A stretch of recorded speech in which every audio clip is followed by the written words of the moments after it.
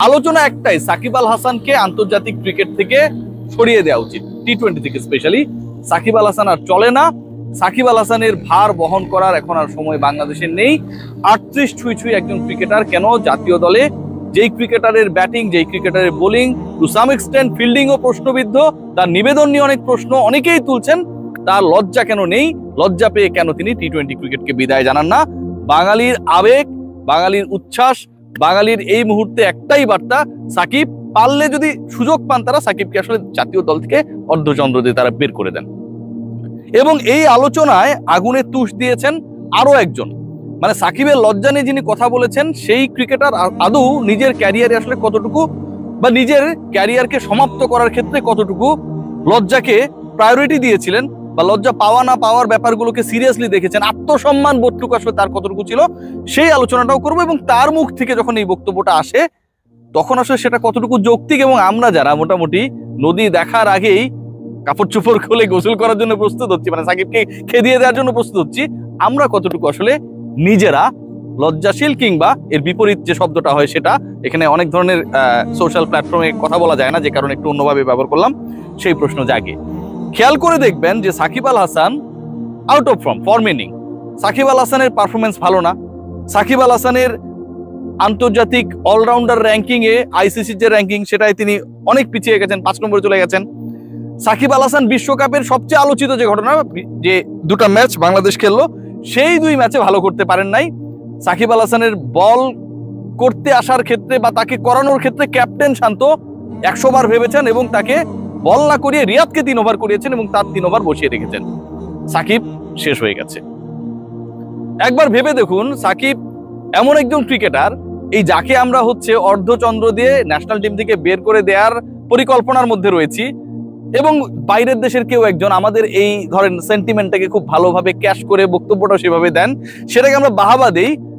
আমাদের ক্রিকেটে সাকিব ছাড়া ভাই আছেটা কি বলেন তো বর্তমান ক্রিকেটে? অনেকেই বলবেন আশরাফুল রয়েছেন, আকরাম খান রয়েছেন, অবশ্যই তাদের অবদান রয়েছে। আধুনিক ক্রিকেটে, বদলে যাওয়া ক্রিকেটে 2012 সালের পর থেকে যে ক্রিকেটটা, গত 12-13 বছর বা এক যুগের, এক দশকের যে ক্রিকেটে, আমাদের ক্রিকেটে সাকিব ছাড়া আছেটা কি?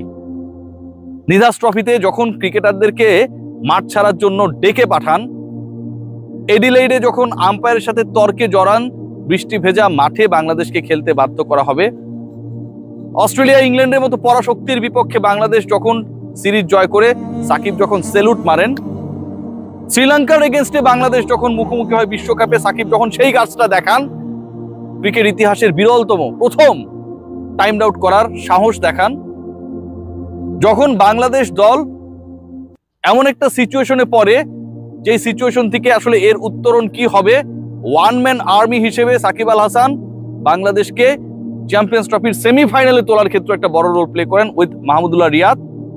যখন সাকিব আল হাসান 2019 বিশ্বকাপে 606 রান এবং 12টা উইকেট নেন, এবং বিশ্বকাপ ক্রিকেটে 50 ওভারি ক্রিকেটে, যেটাকে এখন পর্যন্ত অলরাউন্ড পারফরমেন্স হিসেবে একদম টপ হিসেবে বিবেচনা করা হয়, তিনি ম্যান অফ দ্য সিরিজ কেন হতে পারেননি, টুর্নামেন্ট কেন হতে পারেননি, সেই বক্তব্যই আসে সেই সাকিব আল হাসান। আমি এই কথাগুলো এতবার বললাম, এতভাবে বললাম একটাই কারণে, কারণটা হচ্ছে যে তাকে ছাড়া আসলে আমাদের ক্রিকেটে কোনো গল্প নেই, তাকে ছাড়া আমাদের ক্রিকেটে কোনো অর্জন পরিপূর্ণতা পায় নাই কখনো। তাকে ছাড়া বাংলাদেশের ক্রিকেটের যে পোস্টার, বাংলাদেশের ক্রিকেটে ক্রিকেটারের যে গার্ডস, সেই জিনিসটা কখনো পরিলক্ষিত হয়নি। ফ্র্যাঞ্চাইজ ক্রিকেটের হিসাব আমি বাদ দিলাম, শুধু জাতীয় দলে একজন সাকিব আল হাসান থাকার ইম্প্যাক্ট কতটুকু একবার ভাবতে পারুন। এই আপনারা যারা নির্লজ্জের মতো বক্তব্য রাখেন যে সাকিবকে ছুড়ে ফেলা হোক, তার আর চান্স দেওয়া উচিত না, অবসর কেন নেয় না, তার লজ্জা নাই, এই বক্তব্যগুলো আপনারা যারা দেন, এই আপনাদের গল্প করার রসদ সাকিব ছাড়া কতটুকু আছে ভাই? সাকিবকে অফ করে দেন না 2019 বিশ্বকাপ থেকে, তার পারফরমেন্সটাকে অফ করে দেন, কি থাকে বোঝার চেষ্টা করুন। এই যে টি-20 বিশ্বকাপ হচ্ছে, এটারও হাইয়েস্ট উইকেট টেকার বাংলাদেশের সাকিব আল হাসান।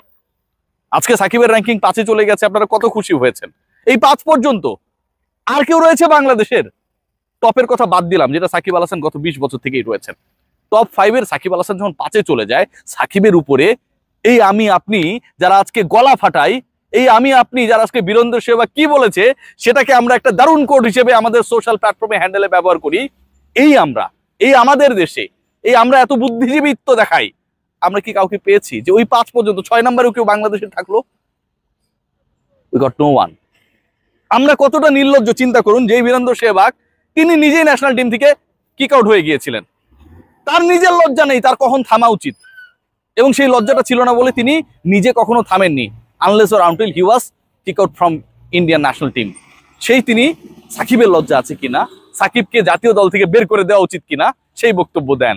আমরা ডুগডুগি বাজাই, আমরা বেলুন ফুলাই। ভাবার চেষ্টা করুন, আজকে বাংলাদেশের সবচেয়ে বড় ক্রাইসিসের জায়গাগুলো নিয়ে আমরা কোনো কথা বলি না।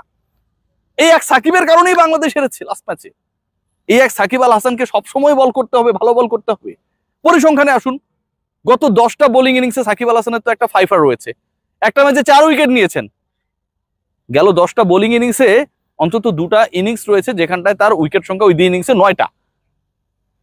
সাকিব আল হাসানকে নিয়ে আমরা কথা বলি, গেল 10 ইনিংসে ব্যাট হাতে তিনি 170 রান করেছেন এবং নট আউট হয়েছে 2টা, যেগুলোতে তাকে আউট করা যায় নাই।